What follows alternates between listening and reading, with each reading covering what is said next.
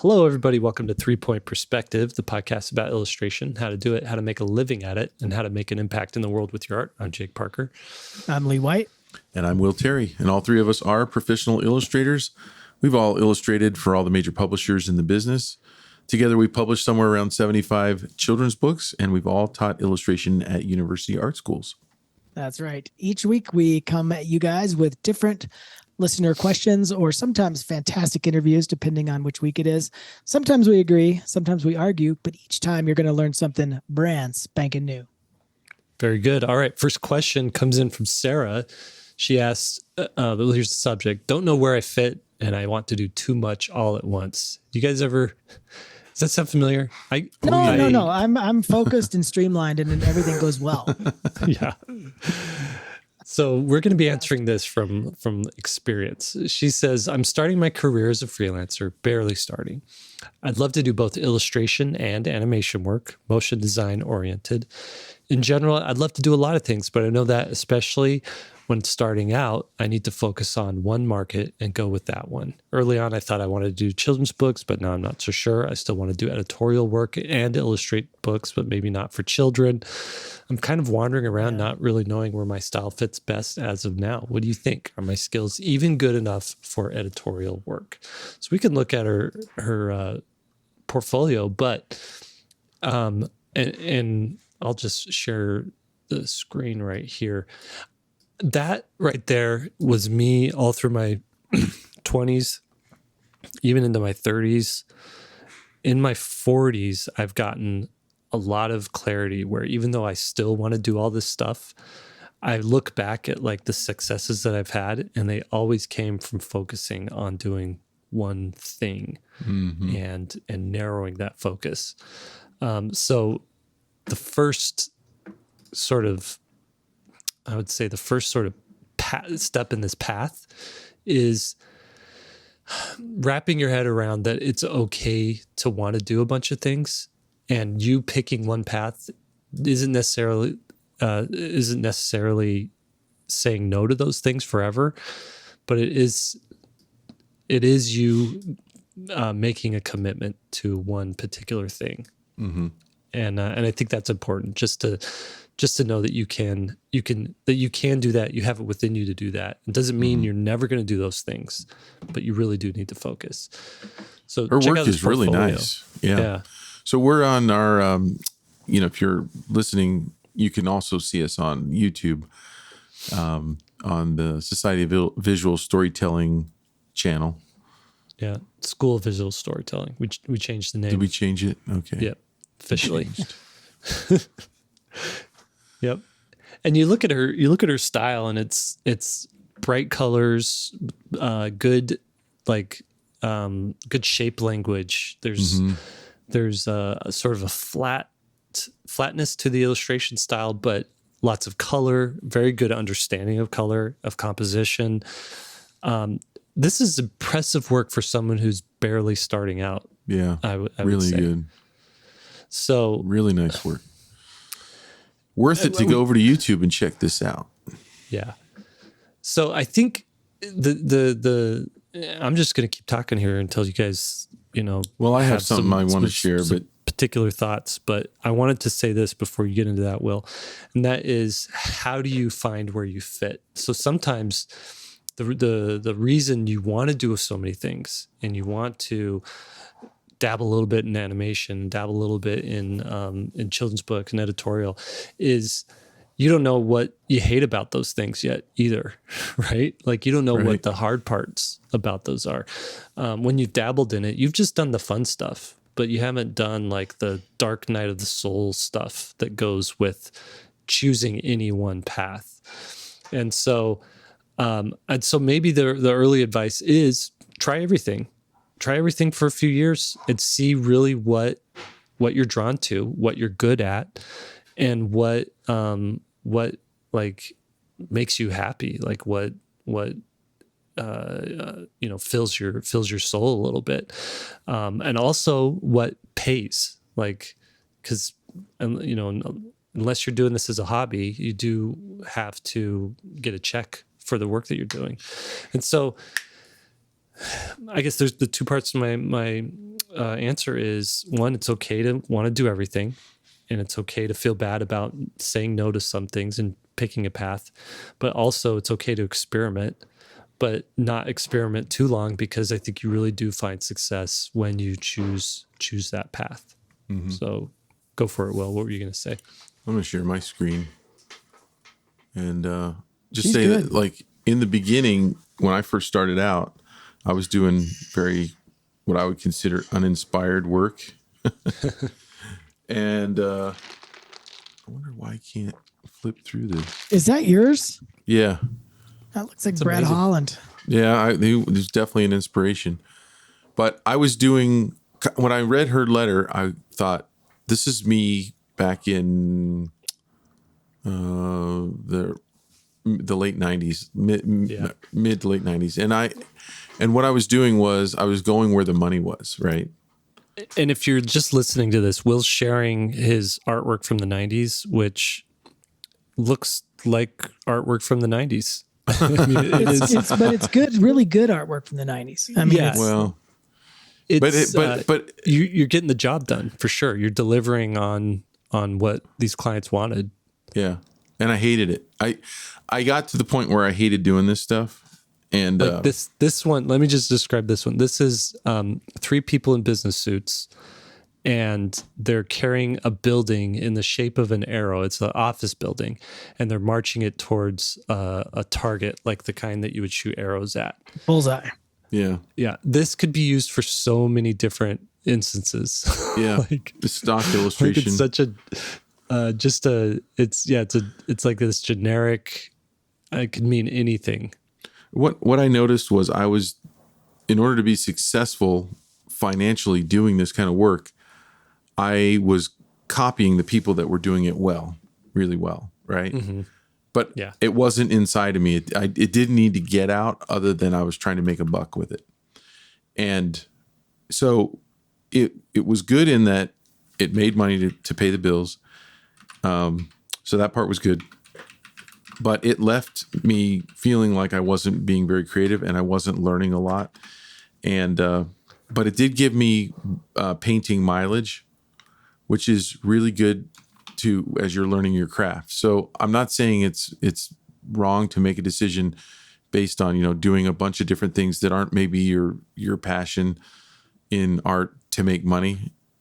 For me, it worked. There was a happy ending. I was able to transition out of this into what I really wanted to do, which was children's books.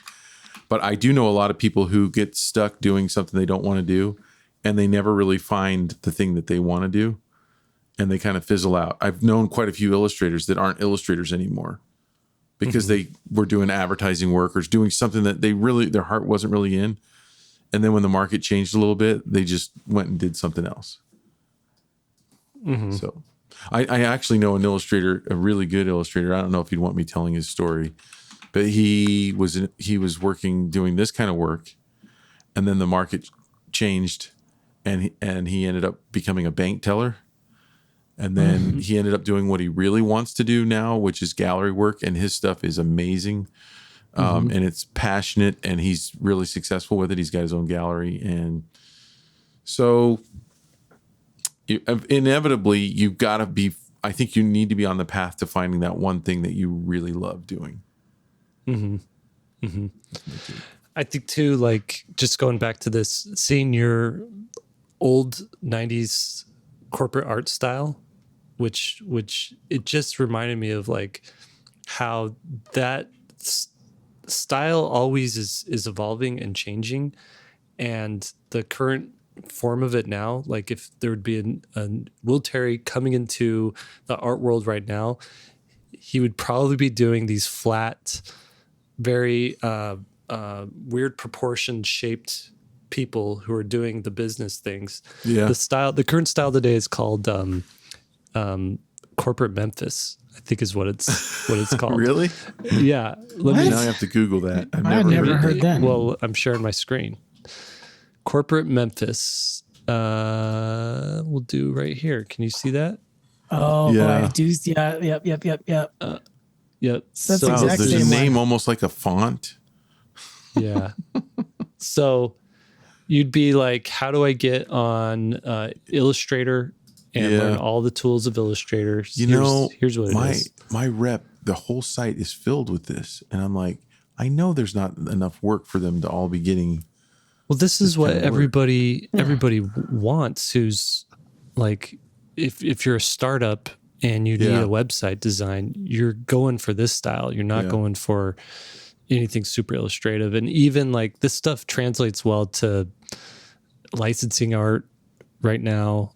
I mean, there's appeal to it. I mean, there's something cool about it. It's funny. It's funny how similar it is to what Will was doing. It's just minus the texture, add the flat tone, and change the proportions slightly. And you have this. I want to know why it's called Corporate Memphis. Where did that come from? Yeah. There's a second, I don't know, there's an article about it. So if you AIGA. Where was it? Corporate Memphis. What is Corporate Memphis and why is it everywhere? So you could, weird. I mean, we're not going to do a full episode on Corporate Memphis, but there's another art.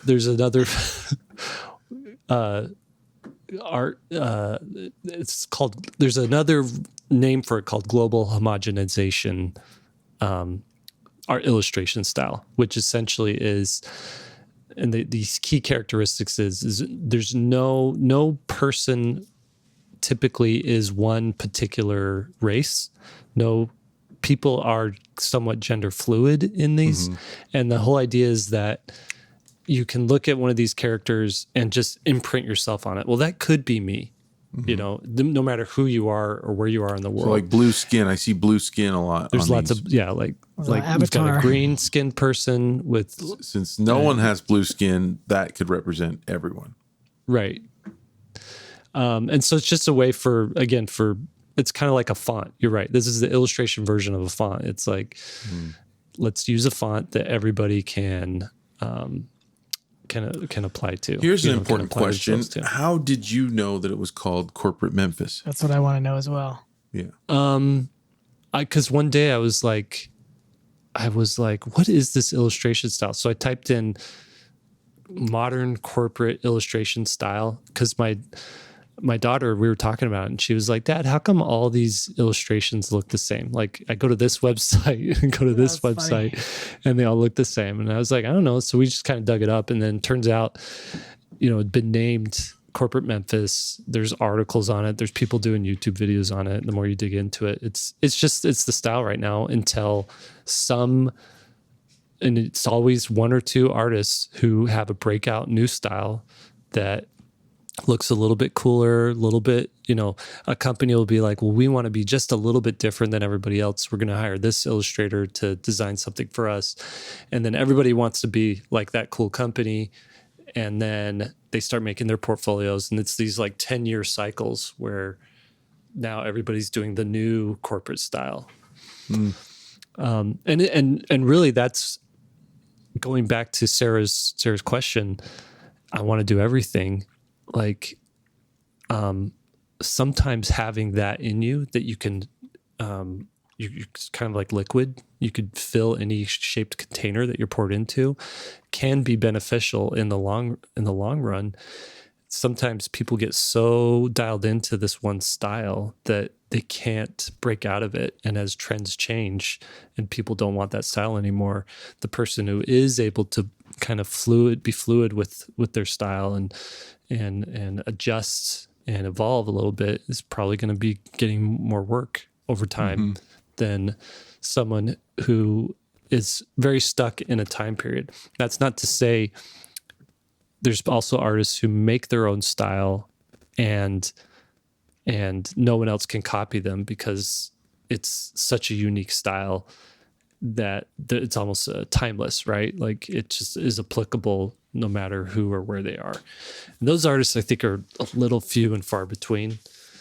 Those are your Mobiuses and your Mike Mignolas, and like even great artists like Jim Lee and Joe Maggiera. I'm talking comics now. Like they're of a time period. You look at a Jim Lee drawing now, right? And it still looks great. It still looks like Jim Lee, but it also looks very 90s. Yeah, dated. Hey, let's dive back into Sarah, and we're getting a little esoteric on this one. Thanks for reeling us back, crap. Lee. We're going through. Does she have a question? Her question isn't really interesting. I think all artists sort of fall into this little mold, but something I've been pushing over the last couple of years, and may sound familiar if you've listened to a lot of our podcasts, is a life comes with each career choice. Mm-hmm. And your interests, if you got one of those Venn diagrams, those handy dandy Venn diagrams, your interests, is a circle. And then there's the life that you want, that's a circle. And then there's the hireability of you doing that kind of work, that's a circle. And all those the more those circles overlap, the more, I guess, the better pick that work is for you. And so this person, Sarah, she does great illustrations. She does great concept art. It's all really cool.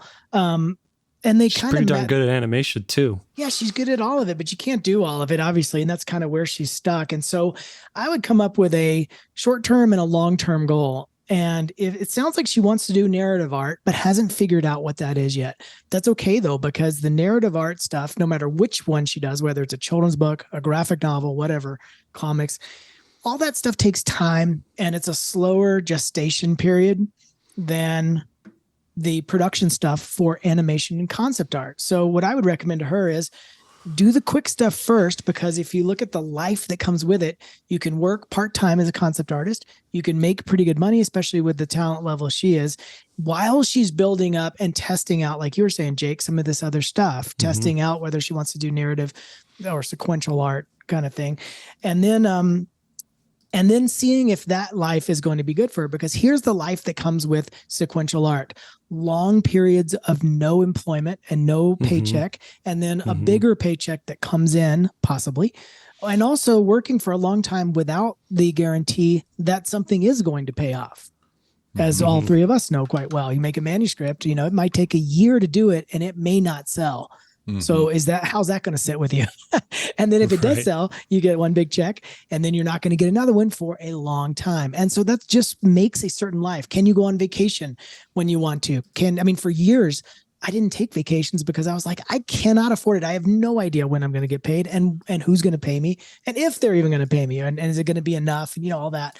And so it was just so wild on that side of it, the life side of it. It had nothing to do with the art. All the art I was making was sort of similar, as some of it would lean towards concept art, some of it would lean towards children's books, but the life that came with it. And so you just got to be comfortable with all that. And so this person is actually good enough to maybe do a hybrid version where she doesn't. I do agree with you, Jake, that if she wants to get something done, there has to be a focused effort. It doesn't mean she can't do something, two things sort of part-time, one of them just to pay the bills.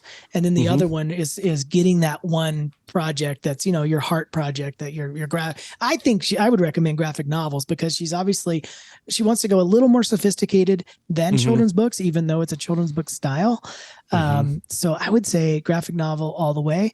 Now, to give her one further step in terms of her critique, I think she's hiding behind her style. This is just for her. She's really, really good. She's good at color and shape and character design and all that stuff. Her storytelling is not where it should be to go into sequential art. If you look at it, it's pretty, and she's hiding behind the pretty. There's no characters interacting, and when they are, it looks a little bit stiff. And so I would say that's probably where this person needs to focus in order to get better if she wants to go into sequential art and narrative art. Yeah. Yep. Very good. Let me do the next question. Oops. I almost closed the meeting. I hit the wrong button there. Don't do that. No. Man. All right. Anime power arc misleading? Hey, yeah. That was the subject line. Okay. This is what they say. Hey, does the anime style or anime-inspired styles have a place with children's book illustration work? During my BFA, it was actively discouraged. Do you believe the sentiment is changing? What do you guys think? We already answered that one. Did you? I think we've not on this episode, but we've answered that before. But let's give a kind of a quicker one, maybe then. Okay, no, it doesn't work. Sounds good. Will? So I think that, there's a little more nuance than what Lee, Lee has no patience for this. There's, okay. When you work in someone else's style, that's really what it is. It's a style that was invented, a genre of, artists that were hired to all basically draw the same. You're just limiting your options, but there's room for it. If you love it and you want to make something and release it to the world, then you're going to probably have to be your own publisher. And if there are people, if you find a lot of value here and you think you can find an audience of like-minded people, then you can sell that product to that group of people. I don't think that big publishers or even medium-sized or small publishers are probably going to take that on as a challenge. Like, let's find the people that want an anime children's book, and let's try to market to just those people. So I could be wrong, but I just don't think that there's much of a market for it. But again, I mean, here I am making a series of books on children's books focused around pickleball. And I haven't proven that yet. I am trying to find that audience, right? So, and I think I will. I have a very good expectation of that. But I'm not expecting a publisher to do that for me. Yeah. Yeah, I think you would be in the minority. I mean, if I do have the sentiment that, I gave the quick hit that no, it's not going to work, but I do invite you, like Will said, if you love it, do it and prove me wrong. I mean, submit it.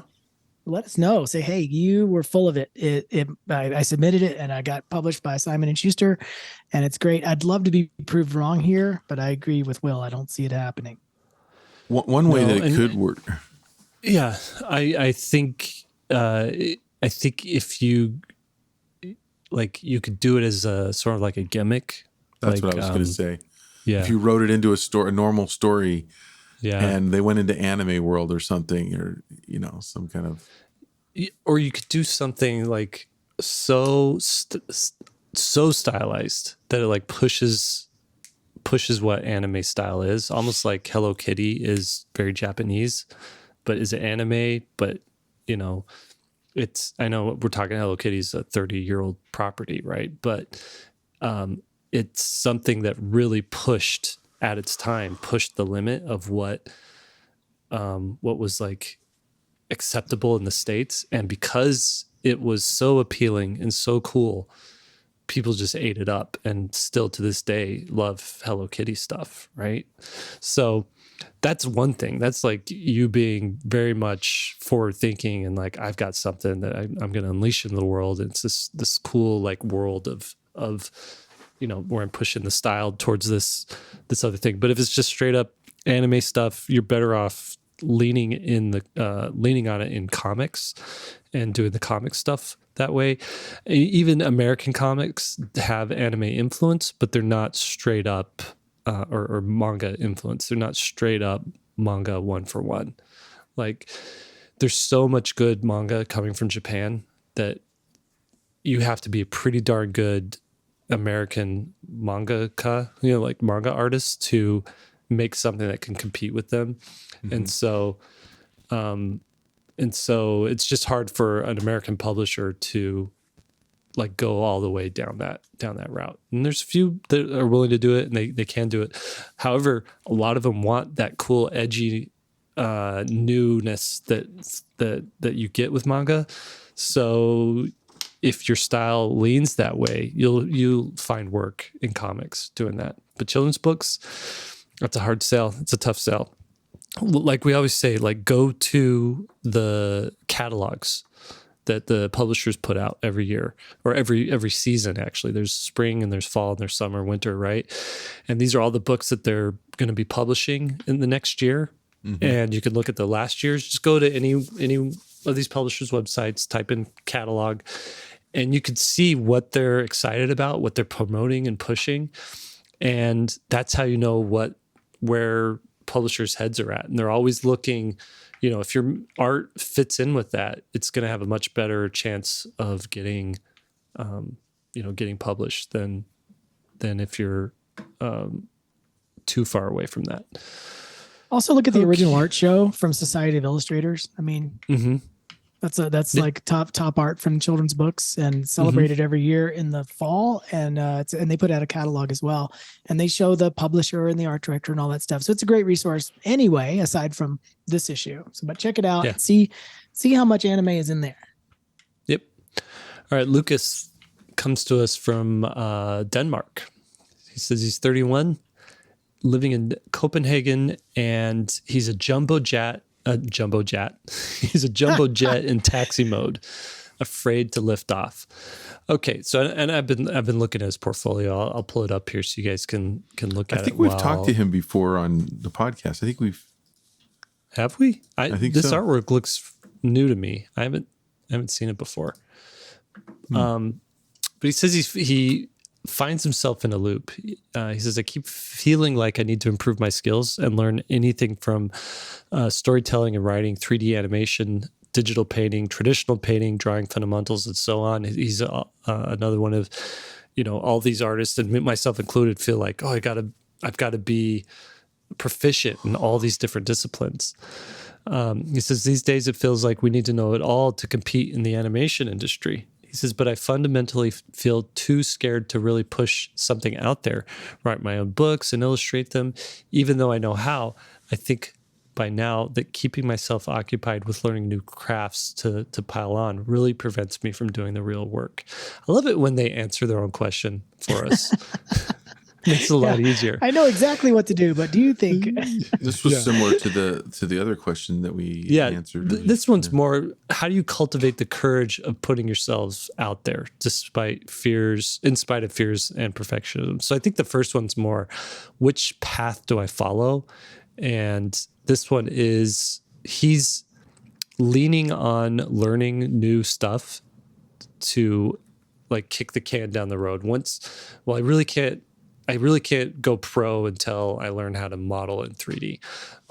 Now that I know how to model, I really can't go pro unless I learn how to animate. That's really going to come in handy in my illustration career. It's just having that on my belt.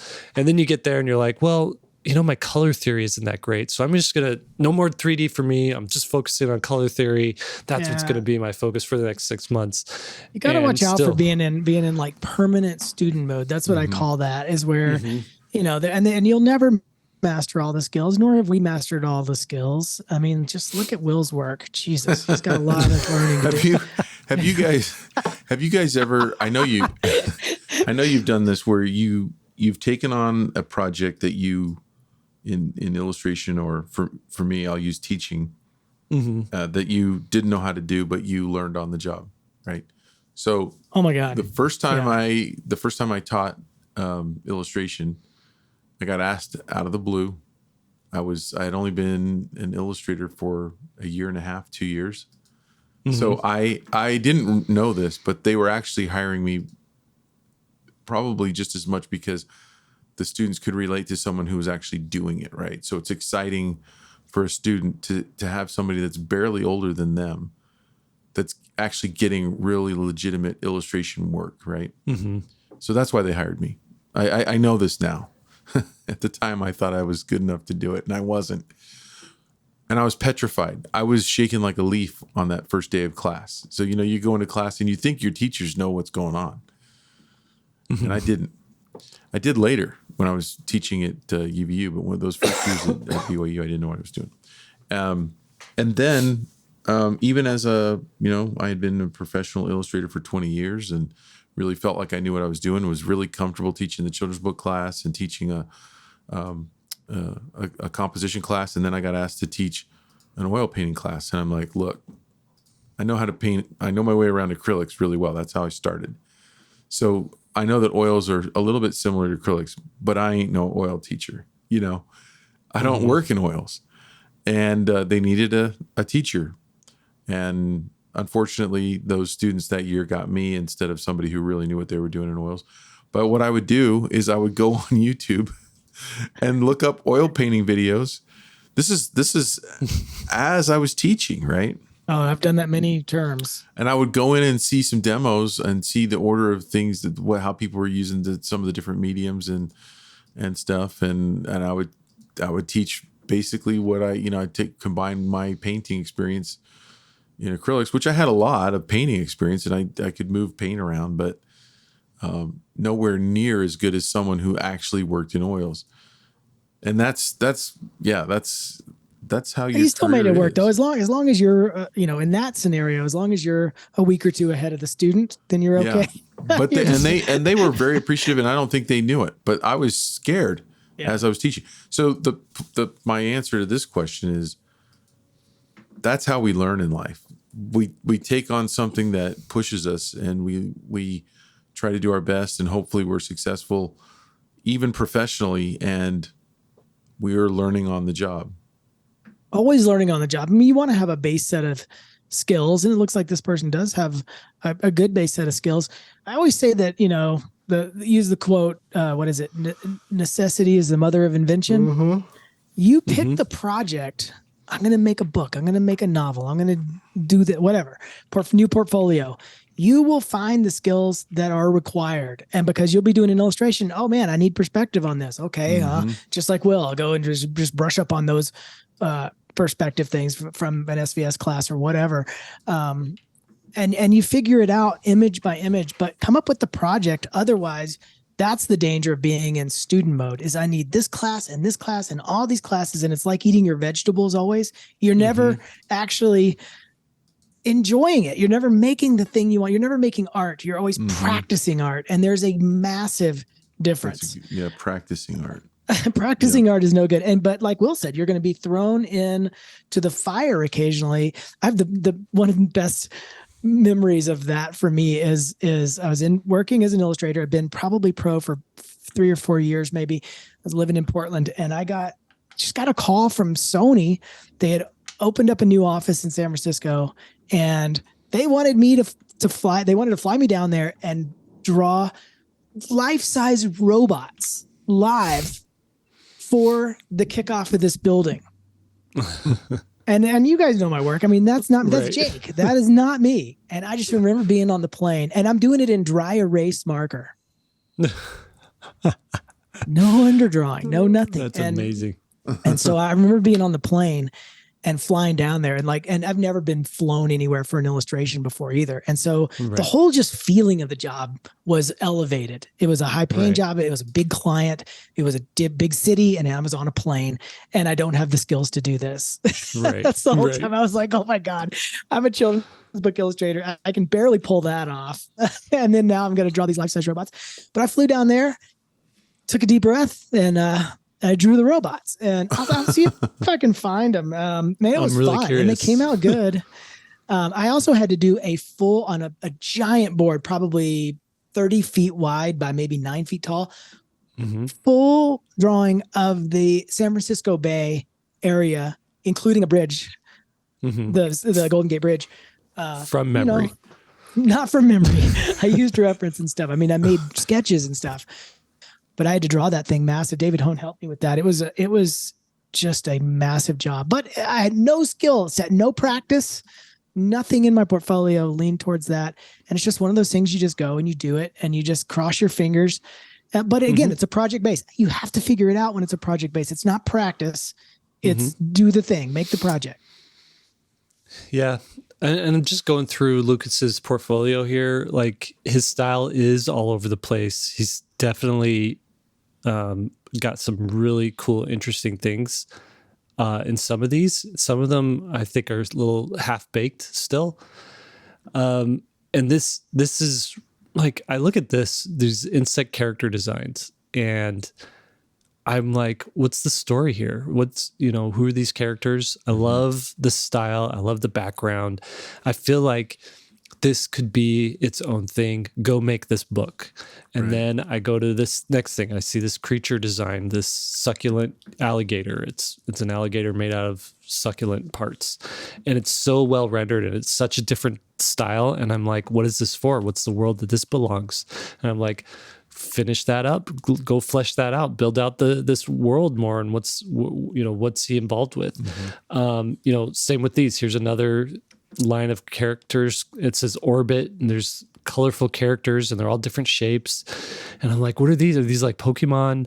What's this for? And I'm seeing you essentially do the first step of a project and then bouncing, just like dipping out and being like, okay, and now I'm moving on to something else.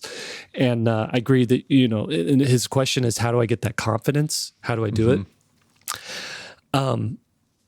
One thing that's really helped me with that, the confidence thing, is to realize nobody cares and nobody's paying attention. And so you can go out there, like I could scream at the top of my lungs for 30 days straight about a Kickstarter, get 2,000 people maximum to back it. And maybe, maybe another, that's 10% of the people who see it. And still there's people on the day after the Kickstarter who are like, I just barely saw this. I didn't know about it. Is it too late to like back your Kickstarter now that it's over? Which makes me realize like you are just even the people with the biggest audiences are still talking to just a fraction of the people out there. And so you, especially when you have a small audience, you can go put stuff out there, fail at it, succeed at it, whatever, learn whatever you need to learn from it. And you're not going to, for good or bad, make a bunch of ripples in the art world. And that's actually a really good blessing for people who are developing and learning and do have some confidence issues in what they're doing. And what happens is the more you go and you finish a project and you put it out there, then you give something that people really have something to latch onto and to talk about. No one's going to talk about one image of a succulent alligator, but if you made a full finished like book about the succulent alligator that's 30 pages long and it's available, Kindle Direct Publishing on Amazon, or you just have it be like its own webcomic sort of thing on your website. Now that's something that someone can actually comment on and give feedback on. And then you can learn from that and grow from that. So, long story or long answer short, there's like to get out of this arrested development, get over it that people are really paying attention, and people will only pay attention if you make a finished product. So that's really where you're at. Is you have to get over that hump and make something.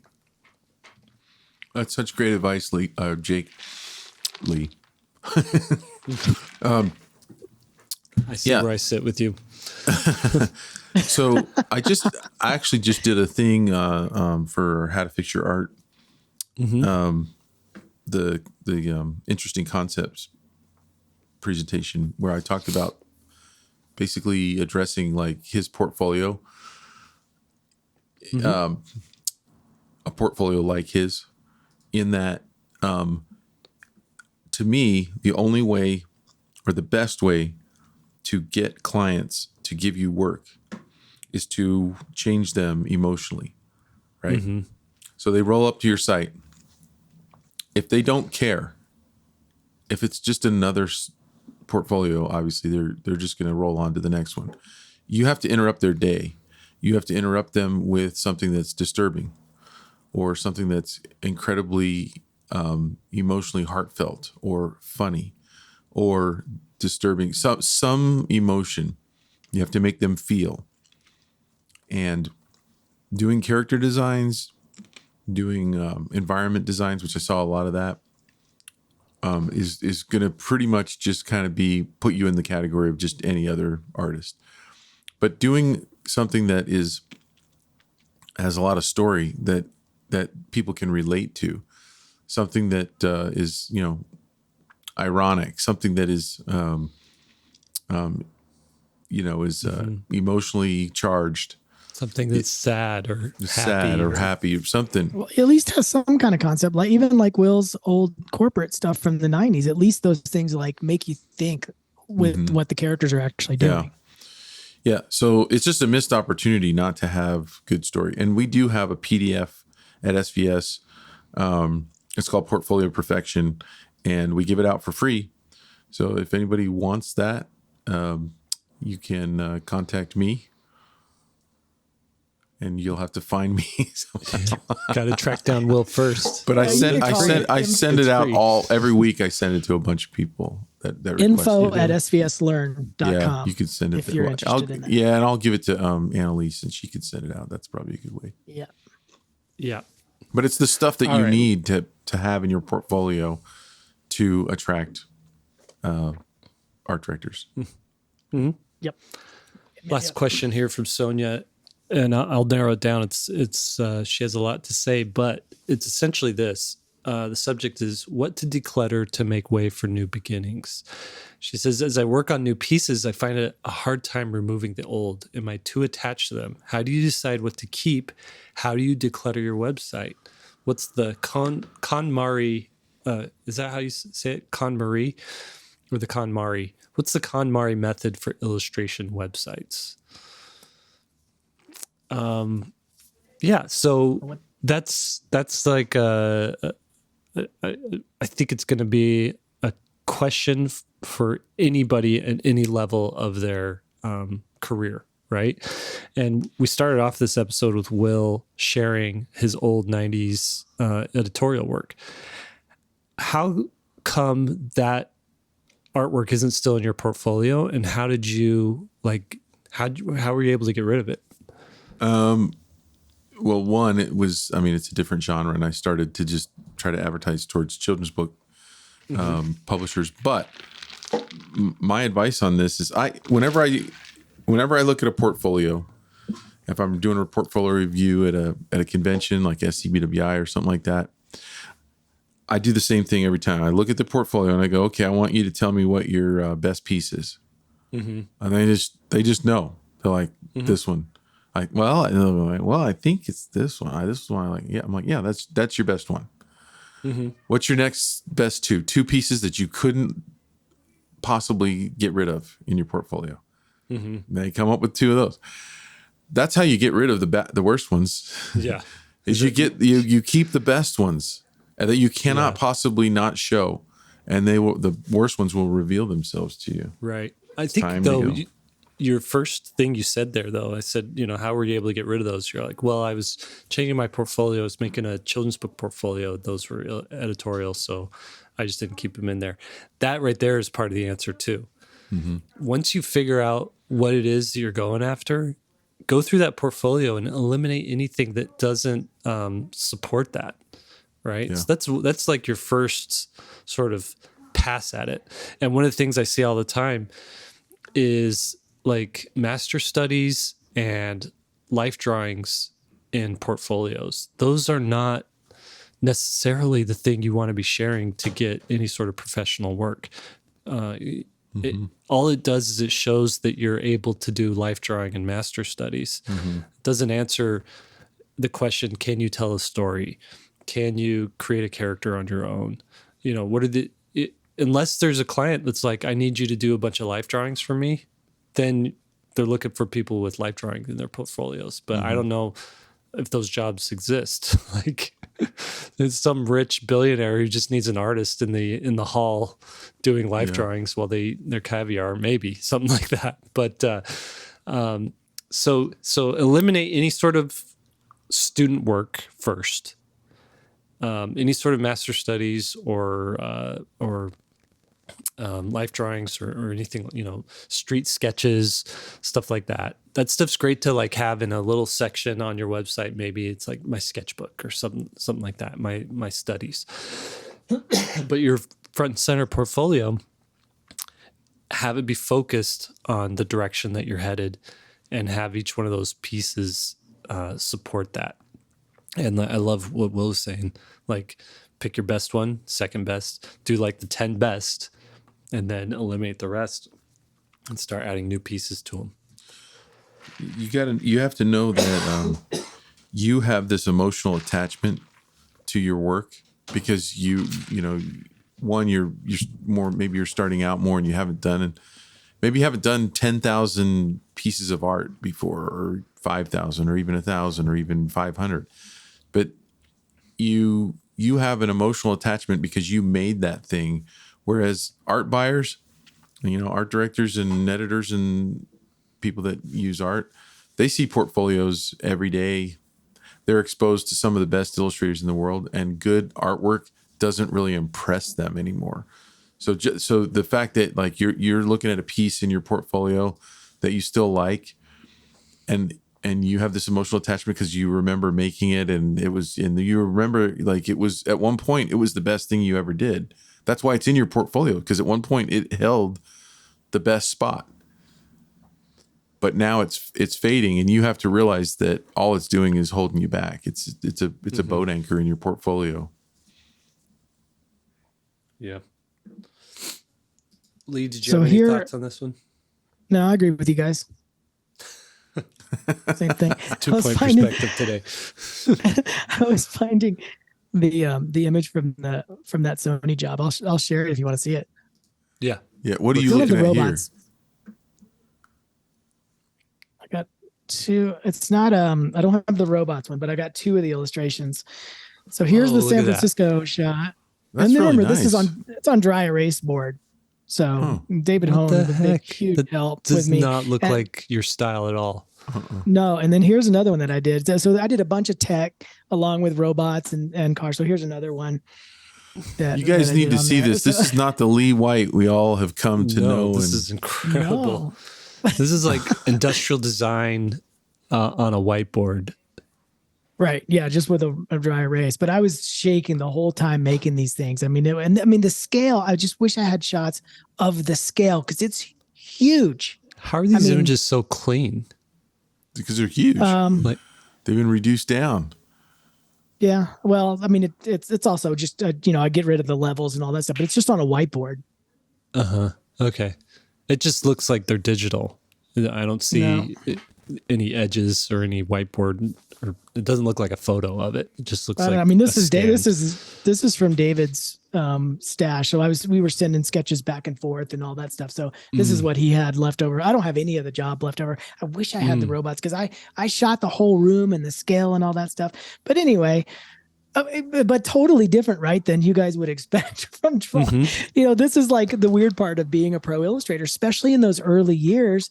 It's like, oh, you're a children's book illustrator. Can you come decorate a cake? Okay. Yeah. It's like those kind of questions. You get a call from Sony and they're going to fly you down. You're going I'm going to do it. But I did, asterisks. I did minor in industrial design. So these were the kind of drawings that we were doing for that. It wasn't out of left field for me at the time. Yeah, I just don't show that work. For sure. Definitely don't show that work. And David Hone's great at that stuff too. And he was a massive help on all this stuff. So then what happened with it? Did you end up going any further? What do you mean? Past that? Yeah. I mean, I did the job and I flew home. Oh, okay. And that was it. Did you get paid good? Never did it again. Yeah. It was fantastic. It was like $10,000. Man. And then a free trip to San Francisco. Yeah, when was that? You wish you got those every other month? That would be awesome. That was I guess it was probably, I'm just guessing here, 2008, maybe 2009, something like that. So that's like 20,000 today. Mm-hmm. Yeah. I paid David too. I mean, like I said, he was a massive help. He did a lot of that drawing, especially the city shot. He helped me a ton getting it drawn. And then, I was drawing the scale version of it. Mm-hmm. That's one of those, like, if you were a little bit more savvy, you could have said to Sony, like, hey, can you pay me in company stock or Bitcoin? Unfortunately, or something like I just asked for a Actually, Walkman. Just asked for a Walkman and that's it.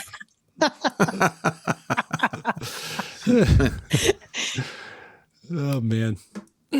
Well, I just want to lastly say to Sonia here, looking at her portfolio that she sent to us, her stuff is so great and such a good, clean, honest style that she's doing. Like, I see some influence so she's contemporary, but there's a lot of like very unique things that she's bringing to it.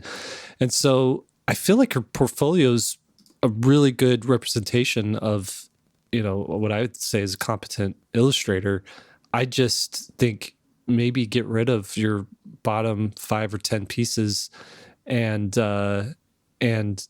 start working on your next project and let that be the replacement for those. You're such a good illustrator that whatever project you work on next is just going to be a new portfolio piece, and then you can eliminate some of the chaff that you have on some of these older ones. And that's really, as a working professional, that's all it is moving forward. Every time I just added 4 pieces to the top of my portfolio website.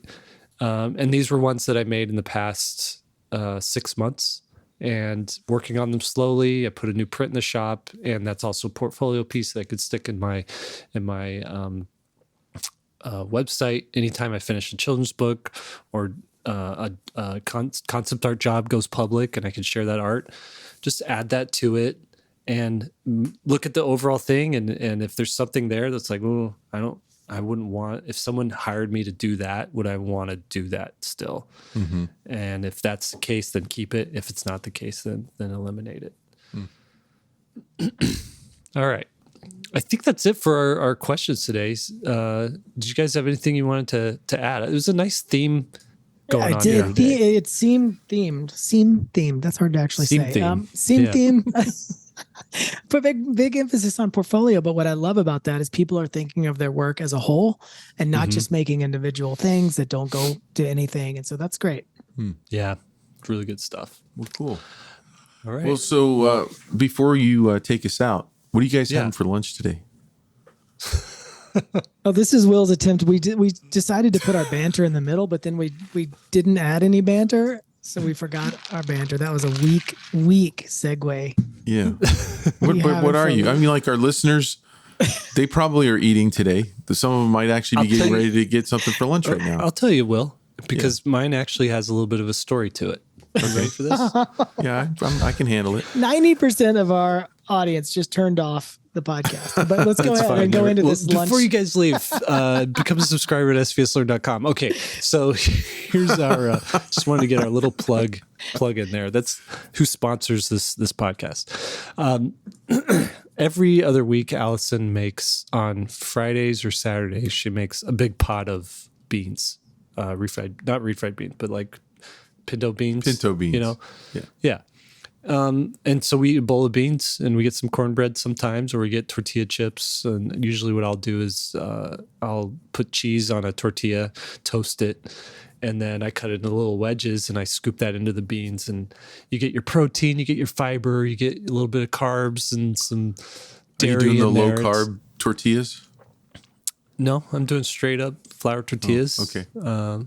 Yeah. So I run enough. I can't not have that many. Well, you're not out of shape. No, you look like you're in really good shape. I'm not criticizing or anything. I'm just saying. I'm doing okay I need to do more muscle stuff. Like I got to do more muscle training. Kettlebells. Yeah. I'm jealous of Lee. Dude, pull-ups. Kettlebells. When you told me you were going to get Lee, when you were going to get your license and training on like personal trainer, I was like, that's such a good idea. I should do that. But then I thought, I don't want to learn all that stuff. Like, I'll just hire Lee to be my personal trainer. Anyway, all right, Lee, what are you having, Lee? No, I'm not done with my story. Oh, you're not done. Oh, okay. This was the setup. I'm tossing the ball in the air. Now I'm cranking this bat. I'm ready to knock. Oh man, I still need the hook. Yeah. Okay, so we make beans. She makes beans, and then the kids don't eat them all. It's such a big pot of beans. So we put leftovers in the fridge, and that's what I have for lunch for the entire week afterwards, is a pot of beans every day with my little tortilla. And I just look forward to it. Nice. That's what's for today. I think you tried to intentionally make this a boring story with like zero payoff. God, there's no hook. There's no anything. It comes with a story. That's now that you told a story about beans, Jake's story, to streamline Jake's story was, I make a big thing of beans and then I eat leftovers. That was the story. Now I have to come in and save the day. But I had you till the end. Story. Now we're walking out of the theater depressed because that payoff. You guys know Wayne. He was on this health kick. He still is, but he was making these green smoothies, these green drinks, and just like he had the power blender, the thing that could blend up like metal or whatever you stick in there. And one day he's like, he just finds stuff in the house to throw in there. These are about to go bad. I'll throw those arugulas in there. Leg. Just dump that in there. Whatever. So one day he's like, there's some pinto beans, right? But they're uncooked. So he puts those in there, but because he doesn't know. He didn't cook the and pinto beans. This is a word to the wise for the listeners. If you don't know this, you cannot eat. Almost all beans are poisonous unless they're cooked, like deathly poisonous. Like that's where ricin comes from castor beans. But even like pinto beans and anyway, so he puts these he puts these dry beans in there, pulverizes it, drinks it, and then like 20 minutes later, he's like, wow, am I going to throw up? Like, you know what I mean? Like, holy. No. And then before he gets the idea, and then he's just like satanic vomiting, going on every 15 minutes. He's just emptying it.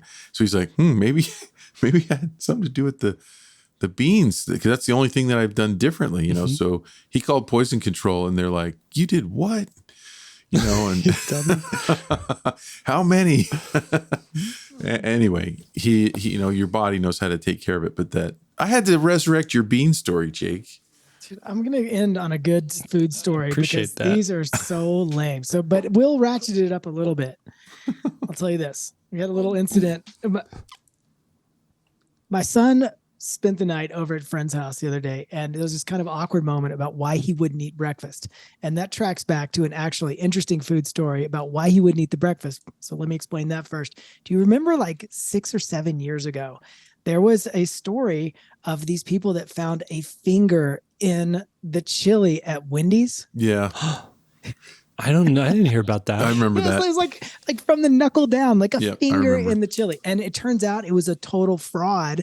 They added the bone. Who has an extra knuckle from a finger? But they added it to bizarre. The chili because it was like they were trying to extort money basically from Wendy's. So Wendy's had nothing to do with that. They're fine, I guess, we don't eat there that much, but or ever really. But since then, we never eat there because it doesn't matter whether it was added or whatever, but Wendy's is the place that serves fingers in their chili. So fast forward to this past weekend, my son spends the night at a friend's house, and they have these like breakfast little French toast strips or whatever, but they're from Wendy's. And so it reminds him of the fingers, and he's like, no, I can't eat. Oh so my they felt bad because they're trying to serve this, and he's like not eating it. But anyway, so every time we pass a Wendy's, it's like, yep, finger in the chili. too bad for them. Wow. That's pretty good. Anyway. All right. Thanks everybody for joining us. Hey, wait, one last thing. Yeah. I'm going to have a salad today. Oh yeah. You never told us what you're eating today. I'm going to have a salad, Jake. Let me tell you about this salad. There's all kinds of greens. We were going out on a finger put in a chili bowl. There's some good story. Cheese. Daniel's just slowly turning the volume down on this until it's silence. I'm not going over my lunch. I'm not explaining. Couple of croutons. A, I don't know what I'm going to have, but B, who could care less? Yeah. All right, I'll take us out. I'm glad you're eating a salad, Will. You're looking good, by the way. Thanks. Yeah, got a nice jawline going there. Yeah, look at that. Good, handsome lad. Yep. Good facial structure. All right, everybody. Thank you for joining us. 3-Point Perspective is made possible by SVSLearn.com. We're becoming a great Illustrator starts. Your hosts today were Will Terry, Lee White, and Jake Parker. You can find Will Terry over at willterry.com, Lee White at leewhiteillustration.com, and mrjakeparker.com is where you can find me. Podcast produced by Daniel 2. That's danieltu.co is his website, daniel2.co. Special thanks to keeper of the curriculum, Austin Shirtliff, Shownotes Wrangler, Lily Howell, Chief Operations Officer, Lisa Fott. Now, go draw something.